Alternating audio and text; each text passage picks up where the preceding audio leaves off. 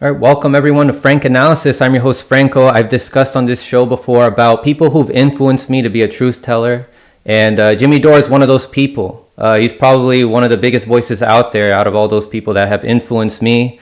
He has influenced me to be a right-wing grifter since I criticized the AOC and the squad, right? So yeah, really, Jimmy, it's an honor to have you on. How are you? Well, thank you very much. It's a real pleasure. I found your show a couple months ago. I listen to it all the time. And it's, again, you're good at framing things, right? I think that's the important thing. A lot of times that's what's wrong with corporate news or a lot of other news channels is that they just don't frame things correctly. And so that's what people need. But anyway, it's a pleasure to be here.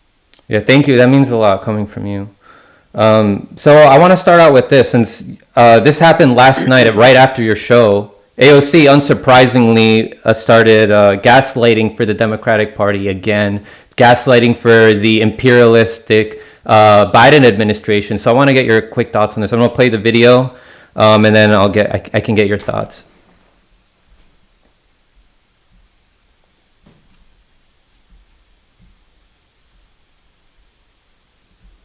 I mean, one thing that I will say is that I do think that the Biden administration and President Biden has definitely exceeded expectations that progressives had.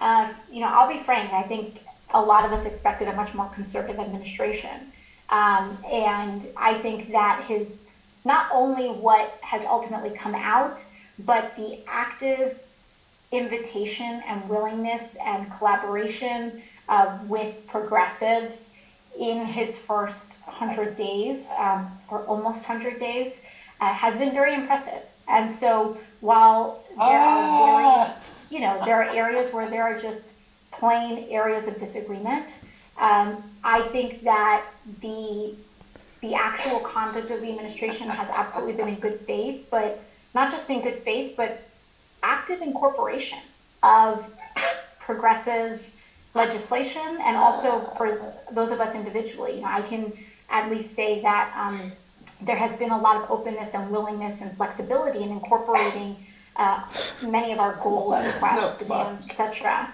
And I think that it has been to the benefit of the country.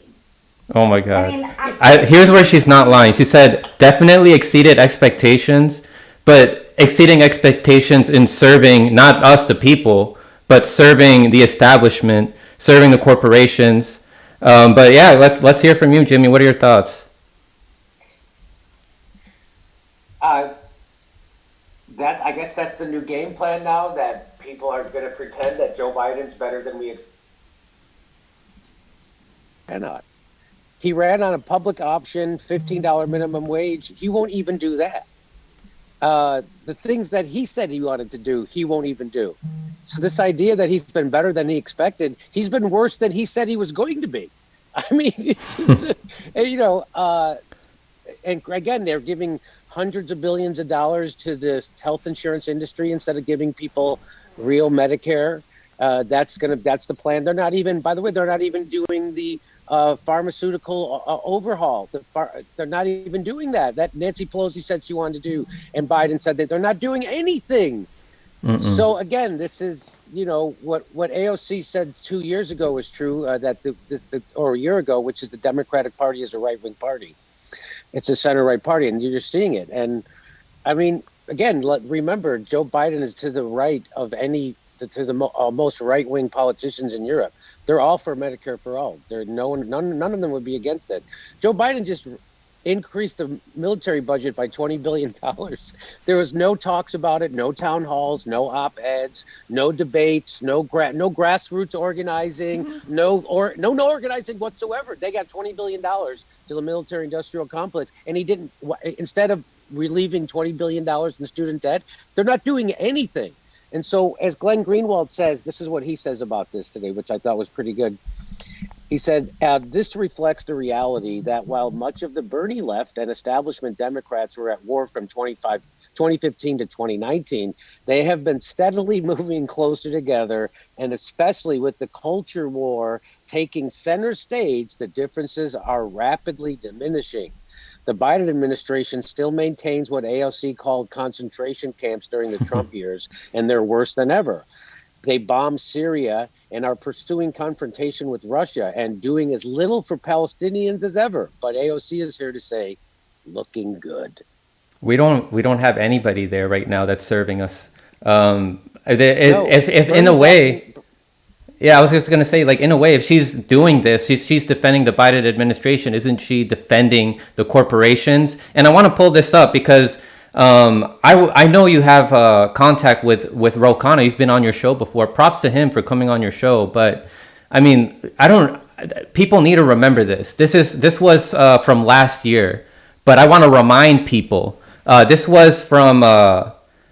This was reported by Robbie Yeager, who's from the MCSC network, and he said, according to financial disclosures, Representative Ro Khanna's many portfolios, and then this was later revealed to be his wife's actually, portfolios reflect numerous purchases of Pfizer, $87,000 to $430,000, and DuPont, $23,000 to $170,000, as well as multiple sales of Caesars Entertainment stock, with transactions beginning around February 24th. Insider trading. This is what we saw, what Nancy Pelosi did just a couple of weeks ago when we reported on this. When you reported on your show, I reported on my show also. And so he says, Robbie says, let's talk about Ro Khanna. In 2019, he has received $14,000 from Greylock Partners, making them his fourth largest donor. Greylock is a Silicon Valley investment firm with global stakes. They even had an Israel branch, which was rebranded in 2015. There's this whole article here that we can get into, but just initially from what I just said here, what are your thoughts on that? Well, I think it's as Chris Hedges says, they do it right out in the open now. They lie, cheat, and steal right out in the open. There's not. I mean, Barack Obama's first appearance back into public life was to do a series of $500,000 speeches for equity firms, and it's amazing, right? Mm-hmm. They just, for Wall Street, it's just. And no one gives a shit. And then when even our show or people like us tried to hold Barack Obama accountable for that kind of shit, you had guys like Trevor Noah giving him a passport on identity politics. Whoa, and that's a black guy doing it now, so it's okay. And then, which leads to the joke I like to repeat on my show. It's like if this was 1860, the Democrats would be bragging about their first transgendered slave owner. I mean, this is where we're at with the Democratic Party. This is what's happening. And this is these are our most so progressive crazy. Candidates. These are our most progressive Yes. representatives. And so Joe Manchin goes to Washington and he does everything he can to get his agenda implemented, including putting a hold on a bill. Bernie acts like he's working for Joe Biden instead of being an independent senator from Vermont who promised to push him left at every can. He's got real power because he's got the chairman of the budget committee, and he's not doing anything. He's not doing anything. Nothing. He's never put a hold on a bill, never done anything. And people got. I mean, it doesn't do me. People. It doesn't do me any favor. It doesn't help my show to be the first one to call out Bernie Sanders' fuckery. That didn't boost my numbers. In fact, half my audience turned on me. They got mad at me, right? And but people close to me said, "Don't worry, they'll come back," and they do. But it doesn't bring me any joy to tell people about the fuckery that Bernie Sanders and the Democrats and the squad did on the CARES Act. Like nobody else would do that. Everybody was pretending Bernie Sanders' speech, which was a grandstanding speech, actually got us the unemployment insurance. It didn't. That was written by Michael Bennet. It was already guaranteed in the bill. It was already going to pass. He did nothing. And so what a Joe Manchin would do in that situation would say, hey, whoa, I'm putting a hold on this bill until we get some real relief in it for the people. And until then, I'm going to raise everybody's consciousness about what's happening. This is the largest upward transfer of wealth in the history of humankind. And they did nothing. And I was the only one calling this shit out at the top of my lungs, and people got upset about it. Well, so now everybody's coming around to, oh, Bernie's turning into a regular shit lib. Oh, it turns out he is just sheepdogging Yeah. people into a pro-war Wall Street party without any pushback whatsoever. He gets nothing to his movement is gone. He threw it away. He's not asking them to get in the streets to do anything. He's not asking them to put pressure on anybody to do anything. He's like, he comes out and he does PR for Joe Biden, and they're never stopping. They're just what AOC just did. It's I'd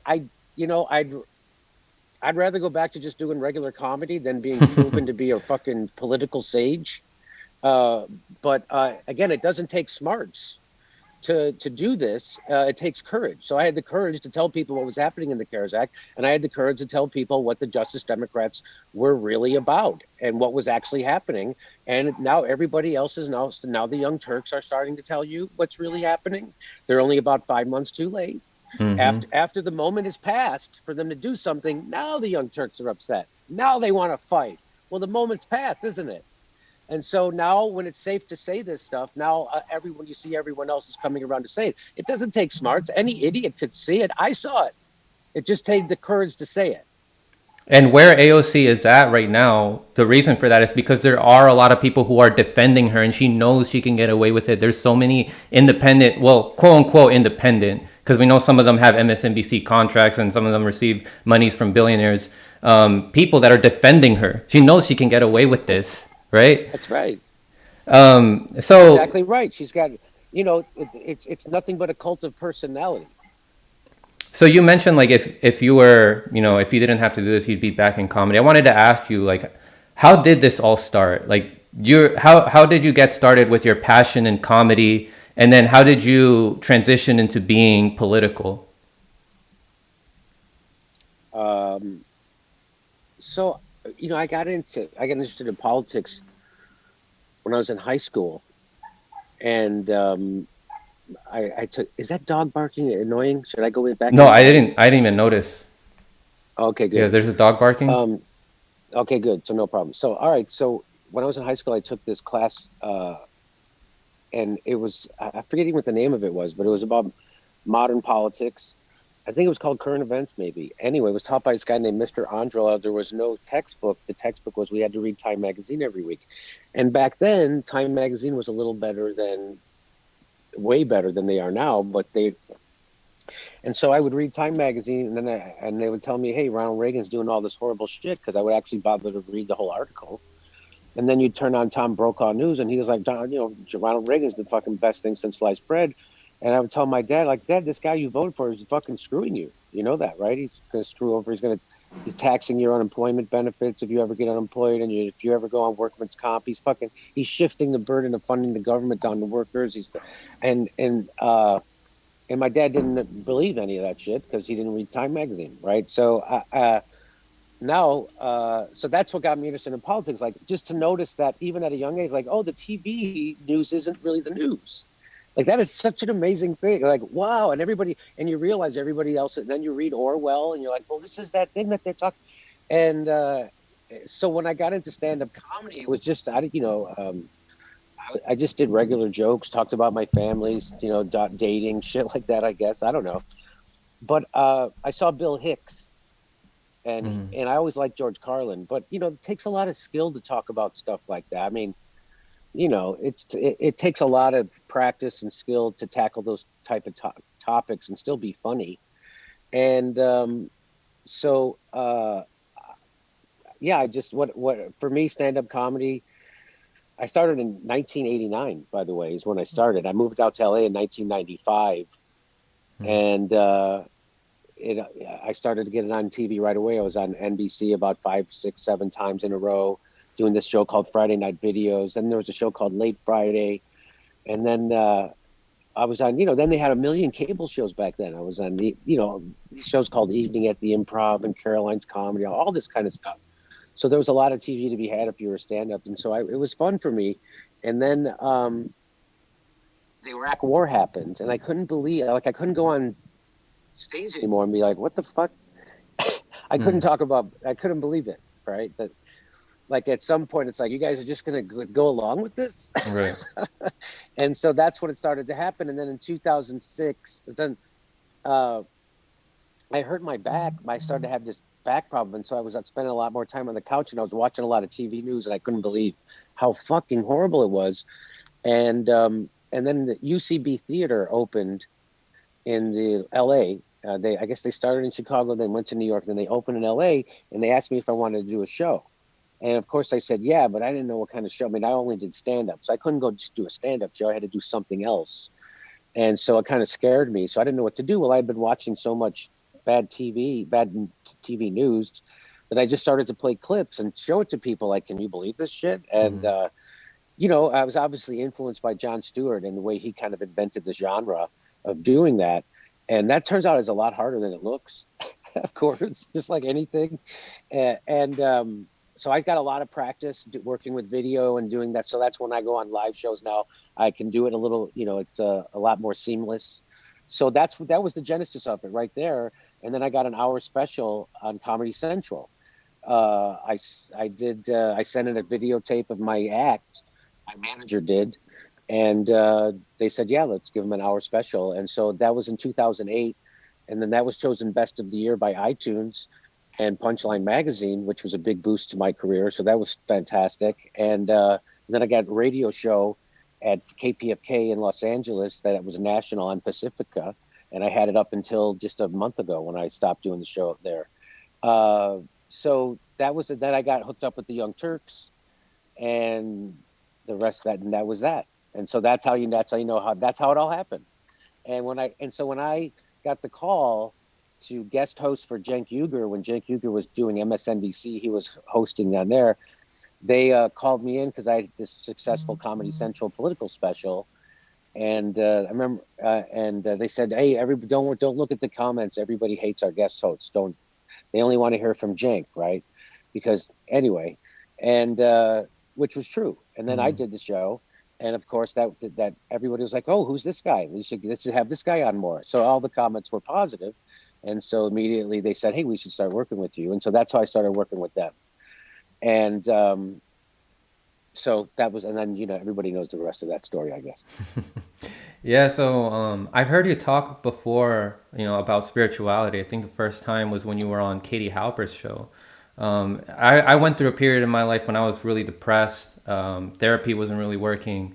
I was looking through videos on YouTube, like for self-help, and I came across this spiritual guru who, I ended up seeing was like kind of cultish, but that's another story we don't have to get into. But he had some books that he was recommending, and I got into some self-help books.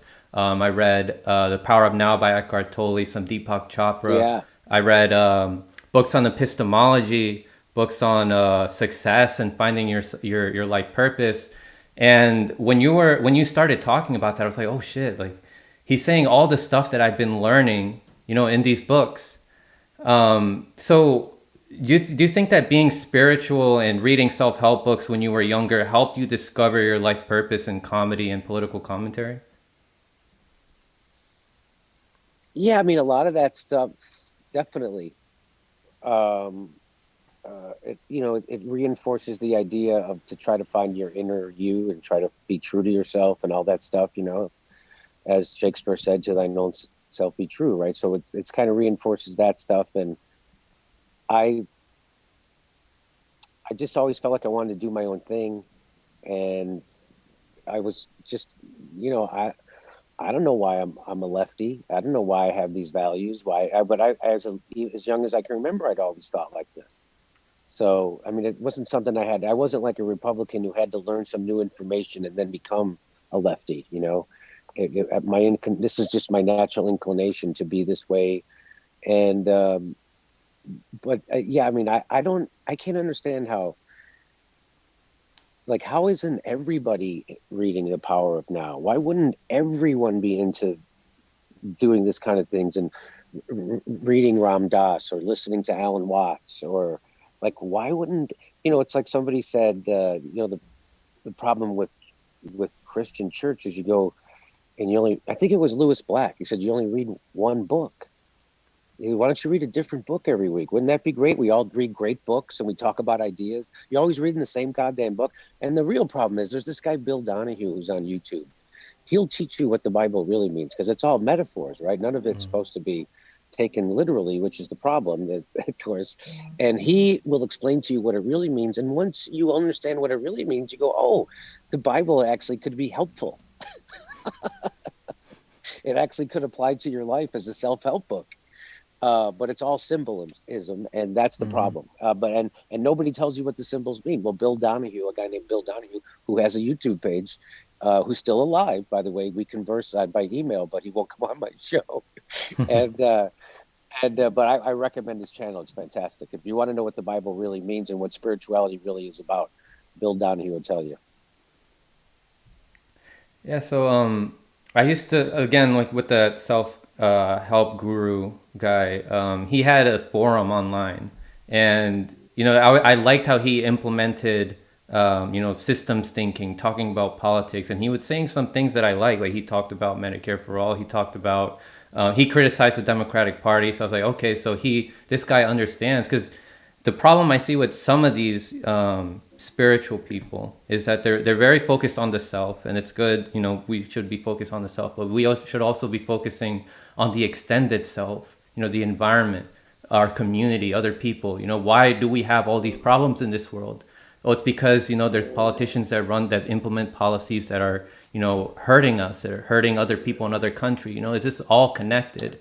So I went on his forum, and he had recommendations on people for who to follow to expand your political wisdom, and I was not impressed by it.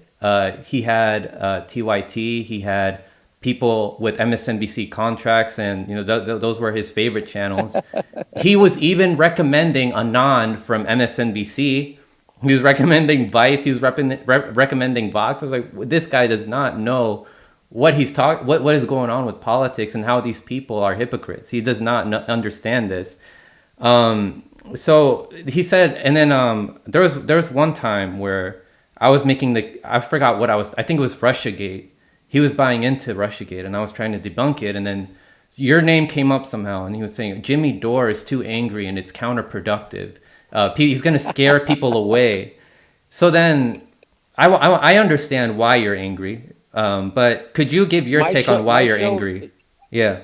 Can I just, because it used to be the gold standard was being able to take your message to people who didn't agree with you and convert them. That used to be the gold standard for the left and the progressives. And that's what my show does more than anything. And I was on Tucker Carlson, and he admitted on air that it was through my strength of my argument that he changed his mind. That's the number one news show host in America, changed his mind on Julian Assange. So now he gets to talk to half of America and tell them the right shit about Julian Assange. And, and that's what we're supposed to be doing. But what do people do because they don't like the fact that I criticize their favorite politicians? Is they try to make that somehow spin it into a negative. And so what was your question about? Why are you so angry in your show? Oh, because I think it's hard to not be angry if you actually know what's going on. And what makes me angry isn't the fact that shit that's happening. It's the complacency about people who can see. It's like Martin Luther King used to say that the problem is the right moderate, and that's the real problem. And so that's how I feel the same way. It's it's the people on the left who think they're doing a good thing because they're voting for Hillary Clinton and voting for Joe Biden, which are these fucking monsters. And then they pat themselves on the back, and again, it's like I don't mind an honest enemy. It's the people who are the wolves in sheep's clothing that I think are the most insidious, and that gets my anger up. And I'm not afraid. I grew up on the southwest side of Chicago. And everybody yelled at everybody. Everybody beat the shit out of everybody. I think I used to have a joke about it that was very true. I would say, they used to they would hit us at school. I went to Catholic school. They used to beat the shit out of us at school.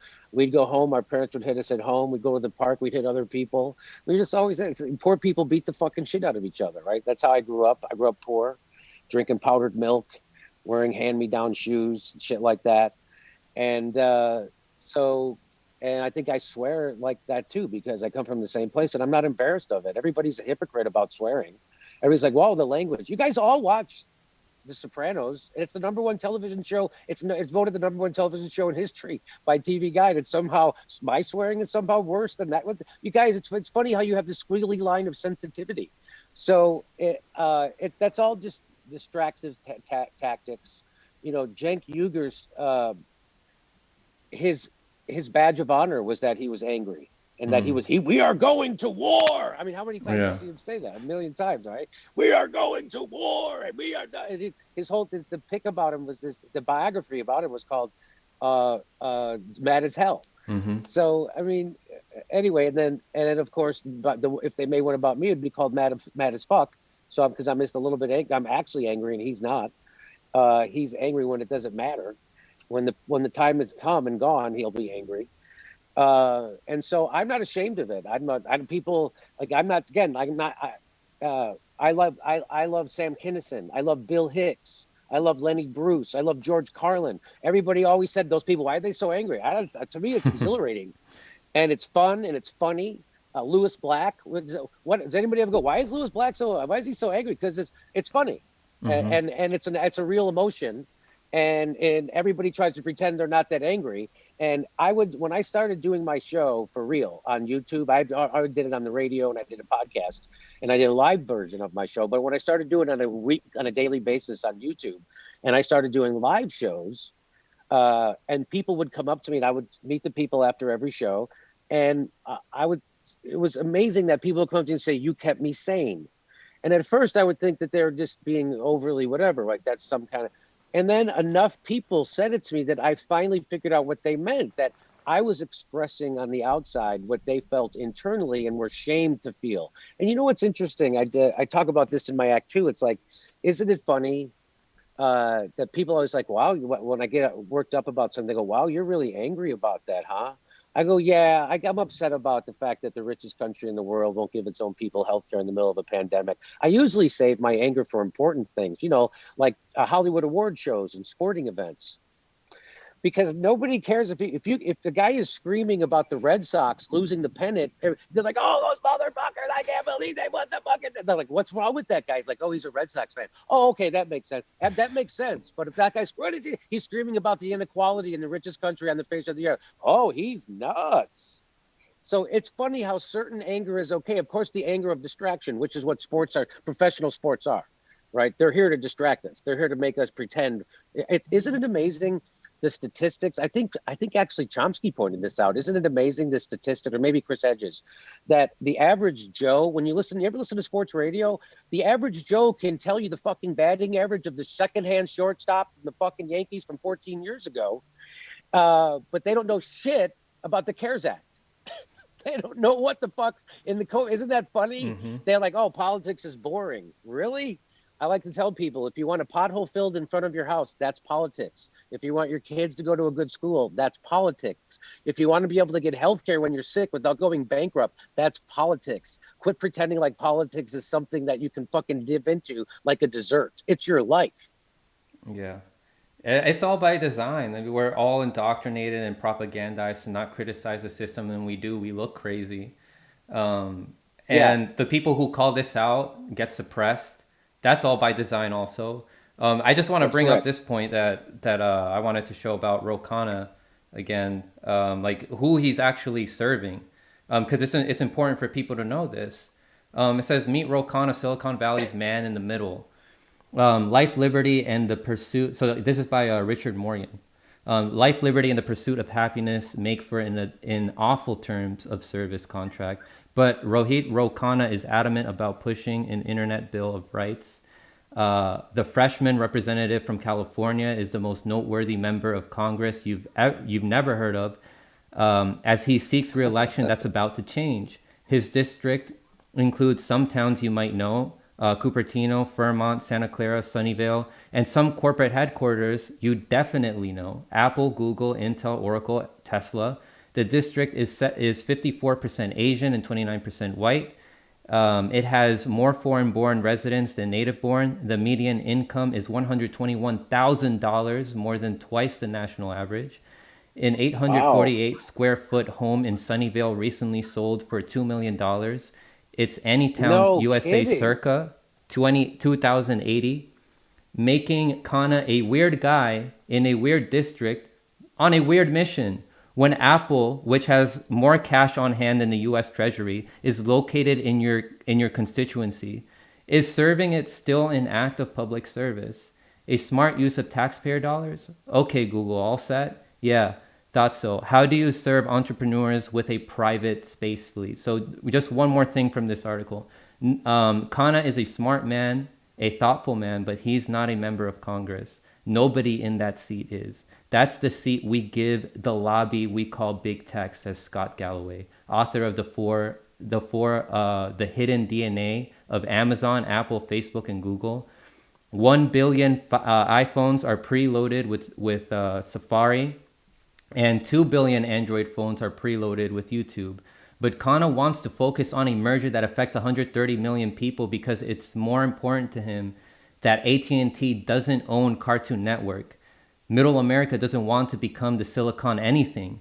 It wants to break up Apple, Google, Amazon, and Facebook, and it wants it done 10 years ago. But I wouldn't expect Kana to make that conclusion any more than I'd expect a county congressman to fight cigarettes or the NRA to push for gun control. Not only that, Jimmy, but we also have people like AOC and, the people who still defend her on YouTube, defending censorship by these big tech people. That's who these people are serving. So, I mean, what are your Don't thoughts on they? this? Don't you get a?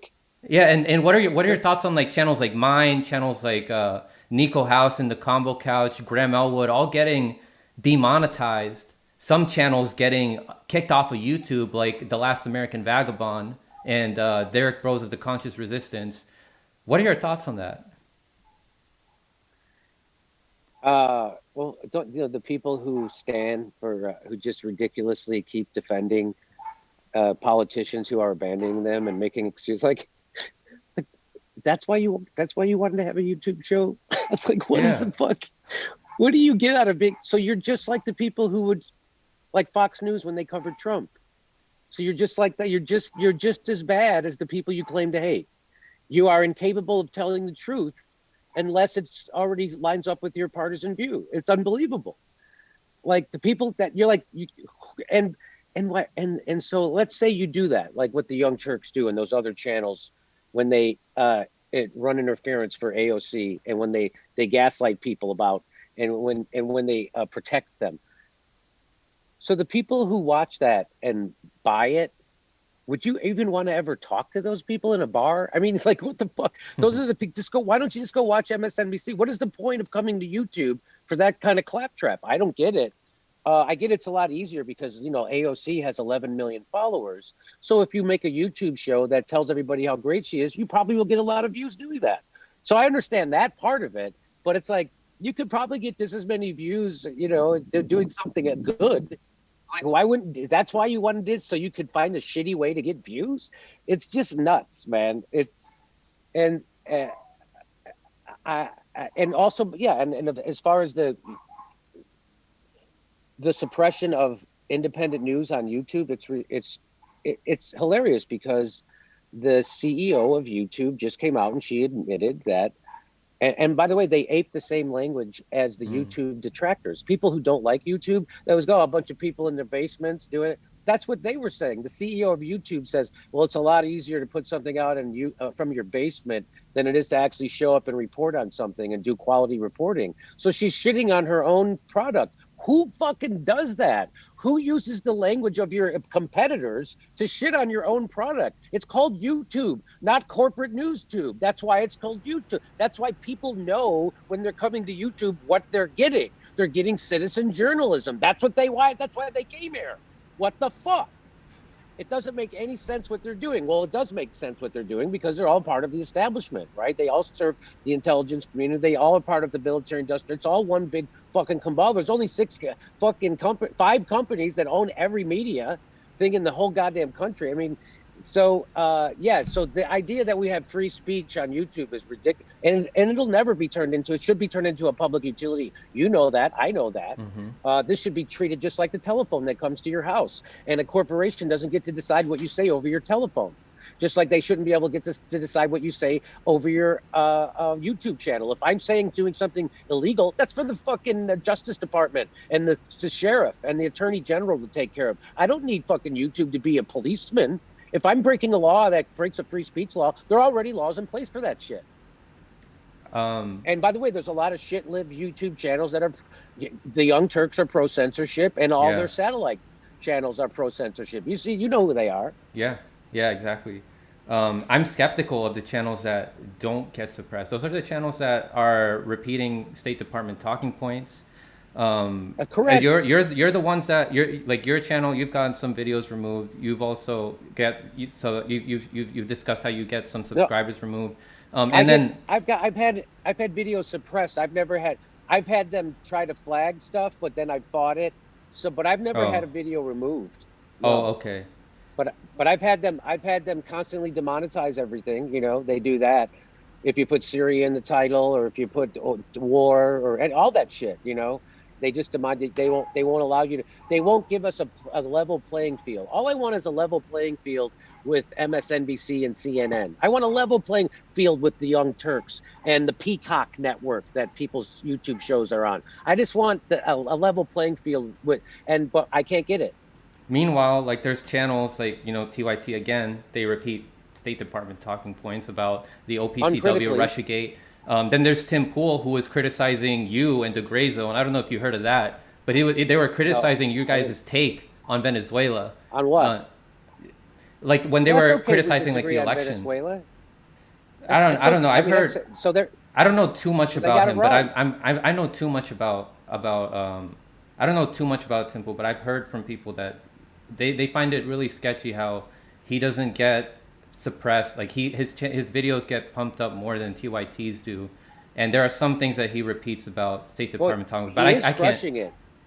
I don't know. He is I mean, if you look at his views, it's really remarkable. Hey, I'd say if you disagree with something Tim Pool says, that go ahead and correct him. Like he came on my show, and he said some stuff about Medicare for all, and I pushed back and I corrected him on it. He was wrong about it. I was right. You know, and if he thinks I'm wrong about something, I would be glad to, you know, push back on it. Yeah, I'll look into how consistent he is on, you know, some of his takes. But I mean, I give props to you about standing your ground with talking to whoever you want. Like when you talk to Magnus, you receive criticism from a lot of outlets. You're like, I'll talk to whoever. Like the point is to create unity, right? And then you followed up with having some people talk about how they talk to some KKK members. I think that we need to talk about Fred Hampton more, which you've done. People on the combo. Oh, they don't want to talk about Fred Hampton. You know that. They don't want to talk about of course the real Fred Hampton.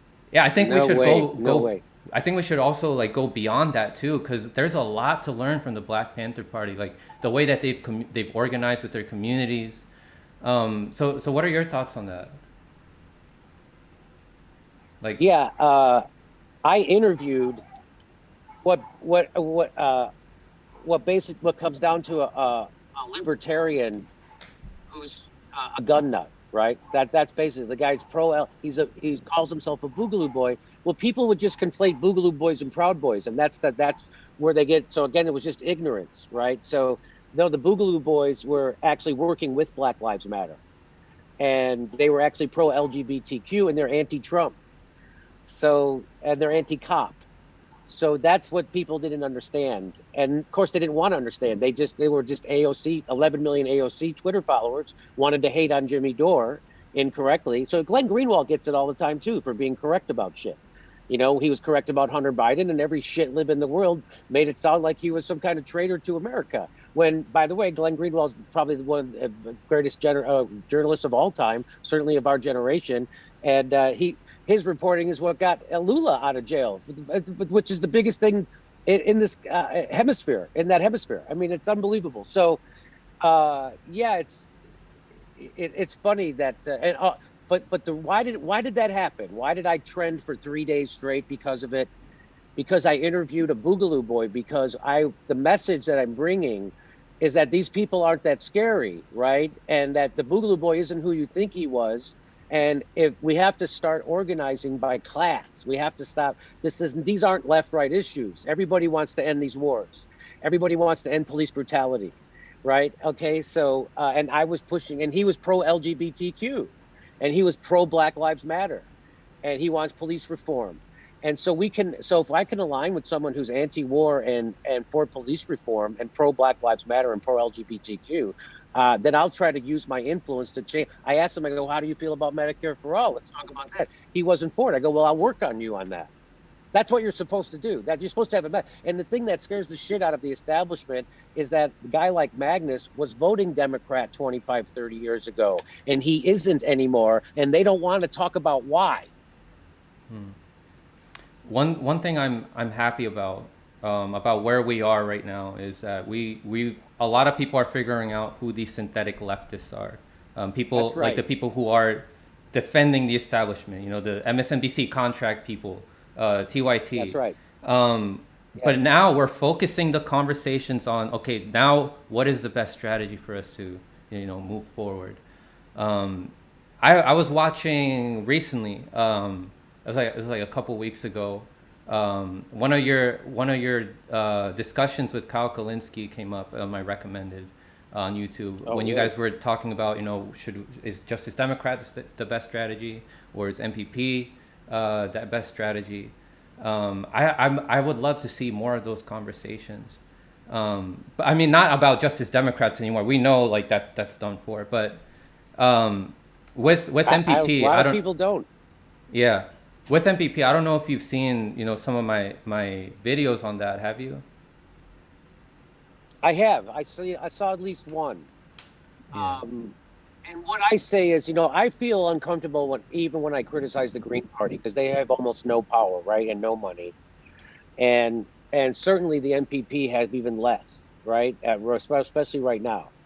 So I think I'm all for what. However, if they're making mistakes, I say get involved and try to fix them. If not, start another third party. I mean, I don't have much hope for electoral politics right now. I just Yeah. I can't get that. We have to figure out ways to get direct action. The problem is, labor is compromised, right? I don't know if you saw the video I did on the teachers union president. She's completely compromised. I mean, that's really the problem. And I think a lot of the labor unions don't want Medicare for all, because that's the thing they can dangle in front of people to keep their membership up, right? We can get you better health care. So, waiting for them to lead the spearhead the way, I think that's never going to happen. And where were all the fucking people who were supposed? So I don't want to sound too negative, but I'm very pessimistic. I don't think there's much we can do right now, because they own the airwaves and the propaganda. And now you got the people that the whole point, as Kyle Kalinske pointed out, the whole point of Justice Democrats, and he knows because he was there when they founded it, was for them to go there and challenge Nancy Pelosi's speakership. That was the whole point of them doing that. And now they won't even do that.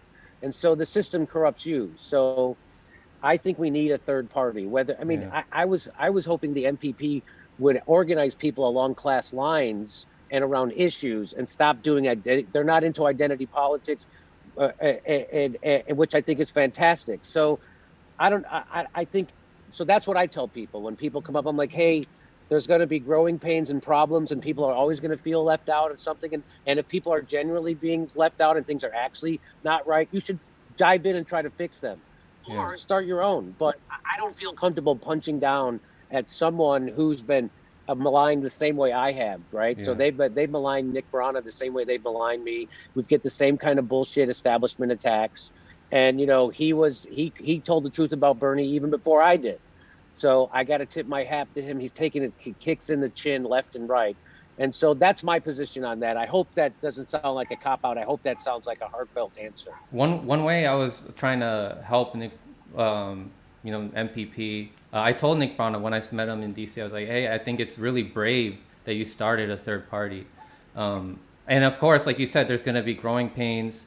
And I told them, well, I tried to bring them on because I had volunteers on because, like, okay, what are the problems happening? Okay, you're not being heard. Okay. And then I reached out to leadership. They unfortunately didn't want to come on my show. I had on current volunteers of MPP though. So it's not like I'm only listening to one side. I had people who are still within MPP to talk about, why they're still within MPP. They were also part of the petition group, but they thought that the best path forward was to keep trying to fix it from within. I'm like, okay, I respect that. They also said they respect the people who felt like they weren't being listened to, and then they left. So I just wanted to, let it be known. In a way, I am trying to help here by trying to address, what are some of the issues here, and let's try to make amends, with some of the people who are still in MPP and with leadership. Like if like Nick Brana or like some of the other people like Annalise, like if they want to come on my show, they're more than welcome to come on my show, and try to make amends with some of the ex-volunteers that that left. I mean, didn't the Republican Party start basically as an anti-slavery party? Wasn't that were they kind of even a one-issue party? I mean, I'm not a historian. I'm a pothead comedian, but I'm pretty sure. And they were a regional party almost, and it was based around that one issue. So I would like to see a party get started around an issue, like Medicare for all. Let's start a party around Medicare for all and stopping the wars. Do you know how big we could grow that party? I think because that doesn't grow. Those aren't left-right issues anymore. So that's why I think that's what I was hoping the MPP is becoming. I still have the hope that that's what it's going to become. Yeah. So I think that's what we need. I mean, I think you would agree that's what we need, a party that's based around issues and not left, right, certainly not fucking identity politics. Absolutely not on identity politics. So like the premise of that they're trying to go for, like I can see they were trying to unite people who are sick and tired of the duopoly. And I was like, yes, like initially I was like, yes, we finally have this party that's going to unite people, not just like, unfortunately with the Greens, they mainly attract lefties. Libertarians attract, people who are libertarian, people who are lefty libertarian or conservative libertarian. But finally, like MPP, I was like, oh yes, finally. But what I'm seeing is it's mainly attracting people who are, used to be Bernie supporters, or some people who used to be Tulsi supporters. I think we do need a third party. I think that, and I made this case when I went on the Vanguard, when I was debating somebody who, third parties were brought up. And I think that the best way a third party can succeed is if it evolves naturally from the coalescence of a whole bunch of different movements. We have the election integrity movement. We have like the whistleblower movement, like the Assange movement, the anti-war movement. All these people that come together, go to these different protests. And then as they go to their different protests, like how we did in DC when we had the Assange protests, and the same people going to the forced to vote protests, all these people start realizing, wow, we have more in common than we used to think. And then the key people that need to be there also is the election integrity activists, because right now they're suppressing the shit out of the third party people, out of third parties. Yes. So I don't know what you think of that. Yeah, go ahead. Look what Ryan Grimm does at the Intercept. That's his job, right? To shit on fucking third party. It's amazing. I'm just so surprised at how badly they do the propaganda, how easy it is to point out, how easy it is for a guy like me to outdo them. It's so weird. I always think that they have an ace up their sleeve, and that they're gonna expose me for being the moron that I know I am inside, but it never comes. It never happens. It's just amazing, and they just keep tripping over their own dick. It's amazing. It's just, I mean, I never claimed to be anything. I just wanted to be a funny jag-off comedian. That's all I ever wanted to be, was make people laugh in comedy clubs. And the fact that I can easily outdo these motherfuckers is just stunning. Yeah, there's a disingenuous way to critique MPP and third parties, like what Ryan Grimm does. But I mean, then there's the genuine way where people are actually concerned and they want third parties to succeed and they want it to be as strong as it is. But yeah, what do you think about, also focusing our energy on like public action, and like I was saying, like all these different movements coming together, eventually that will lead to a general strike, and then a third party I, forming that way. I mean, I think honestly, we're up against unbelievable odds, right? So, Yeah. forced to vote actually, in a big way, took a lot out of me. And what I mean by that is like, I did not expect half the left to be such shit libs. I expected them to actually do it. I expected everybody to actually come together, and follow Kyle Kalinske, the founder of the Justice Democrats. He was on board, right? But then half the left just was like, no, we're not going to do it. You're like, what? Yeah. The DSA? Nope, we're not going to do it. In fact, not only that, we're going to try to make it out like you're some kind of asshole for doing what we put in our own handbook. Like, oh, so they're real. So our revolution, brand new Congress, the DSA. And so I was like, oh, this is all shit. This is all here to distract you. This is all here to keep you from actually doing something. And where the fuck were the nurses? And what is their big fucking idea? What is their big plan to get? They have no plan. We are no closer to Medicare for all because what was going on? Nothing. And everybody keeps saying organizing. That is such a bullshit thing to say. That's the hey, status quo. Let's keep the status. You know what organizing is? Forcing your fucking politicians to use their leverage to bring a floor vote, and that's what gets people in the street because we're gonna have a floor vote on Medicare for all in the middle of a fucking pandemic. And everybody knows that. And so that's what took it out of me. To see that the people you thought were on your side, like the DSA and Our Revolution and Brand New Congress and the Justice Democrats, to see them actively nowhere. Where was Bernie Sanders on Forced to Vote? He was fucking there carrying the water of the establishment again. Again, Bernie Sanders pretends he works for Joe Biden instead of what he's supposed to be doing there, pushing him left and using his movement's fucking strength. Joe Manchin has no movement behind him, but he gets everything he wants. Bernie won't even lift a finger to cross Joe Biden and Chuck Schumer. Won't lift a finger. So I don't know how I got on that, but Yeah, I can tell that you felt demoralized after Forced to Vote. Like all these people that were coming after you, coming after other people, like smaller people who were defending you. But I mean, I'm here. I'm gonna have your back. Convo Couch, Nico House, we're all gonna have your back. I appreciate it. I really do. I have solidarity, and it is demoralizing when you can't even count on people like Bernie. I remember we were on an organizing Zoom call, and Susan Sarandon was on it, and Code Pink, I'm blanking on her name, from Code Pink was on it, and Marianne Williamson was on it, and Medea Benjamin, right? Medea Benjamin, yes, and Cornel West. I mean, there was everybody was on it. And someone said, we were talking about who we could reach out to get our allies to endorse it. And someone said, well, who should reach out to Bernie? And I said, are you really kidding me?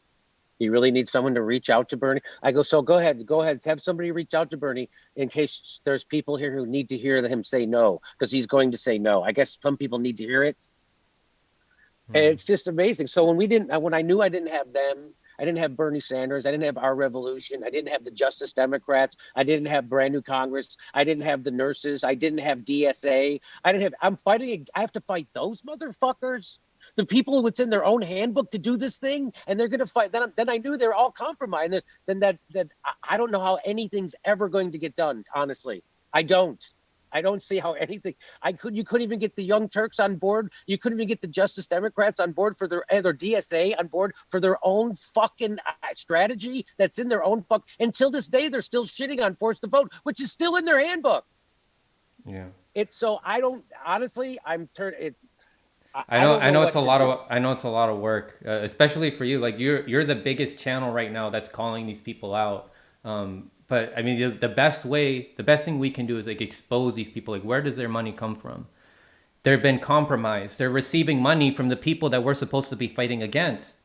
Right? And I think we have to, as much like more than anything, expose the people who are your enemies, because it's easy to criticize like the Republicans and all. We know they're our freaking enemies. Low hanging fruit, baby. Yeah. The Democrats control every lever of government right now. Okay, now is the time. And what are we getting? We're getting AOC doing apologetics. We're getting Bernie doing apologetics instead of pushing them left. It's obvious what their role is now. Yeah, I want you also to realize, Jimmy, like look at how much like you've been able to accomplish by waking up so many people, including myself, people who you've inspired to start their own channels and spread that message to more people. Like in the beginning, it's going to start off slow, but then it's like a domino effect. It's going to be exponentially. People's consciousness will raise. So I guess I can leave you with that. Okay, well, Yeah. fingers crossed. I'll try. I'll stay optimistic. Yeah, channels like yours make me happy. I'm glad to see people like you and Hinkle and Vanguard, and new channels like that. Of course, the Convo Couch does great stuff, and and Nico House and all those people. It's good to have them out there, doing uh, Yeah. doing real perspective from the left, Yeah, we're not united. compromised. Yeah, yeah, and Yeah. we're united. We're gonna keep helping each other out. We're gonna keep telling people, look, if YouTube takes us down, some of us have our backup channels, but also we're gonna be on Rockfin. We're gonna be on Odyssey. There's all these other places that are not gonna, that don't censor us. So yeah, Jimmy, are There, there you any? know, Yeah, go I, ahead. it looks like the plan is to demonetize and squelch, right? Mm, So, like, if you go to YouTube right now and you put in George Floyd, there's not one independent news show that comes up in the search. So that's how they're squelching us, right? yeah. And I mean, the other day, Steph put in a search for one of Jordan Sheridan's videos. She's like, "I'm putting in the name of the video and it's not coming up." I'm like, "Holy fuck!" So that's I think that's what they're going to do. And just like Chris had just said on my show, that this is what they do. This is what failing regimes do: is they turn to more crude forms of control, and outright censorship is the first one. Are there any final is there a final message you want to leave the people with before you head out? Uh Man, this coronavirus couldn't have come out of. It's just horrible what's happening with the Mm, coronavirus. The way it's killing dissent. We're getting to be. I mean, people should go back and listen to Aldous Huxley used to give these interviews. He predicted all this shit. He predicted that we would become not only we would have a monitor from the government on us, but that we would worship it. mm, And that's what we're doing. We worship it. We're always. yeah. And I mean, anyway, all I can say is just stay true to thyself, thy own self. Be true. Yeah. Yeah, yeah, for sure, man. And also, like, spirituality can help. I see that spirituality helped you see things more objectively than everybody else at TYT who grew, like you say, grew up in Yes, cul-de-sacs, and they don't know what it's like. They don't know understand the experience of people who don't live in cul-de-sacs, who are working class people. right, right. Shout out to everybody who helped me. A lot of the audience members helped me with the research. Shout out to Steve Porkman from Slow Newsday for sending me that Rokana article, and to everybody else, stay informed. Thanks again, Jimmy Dore. Okay, my pleasure, buddy. Good luck.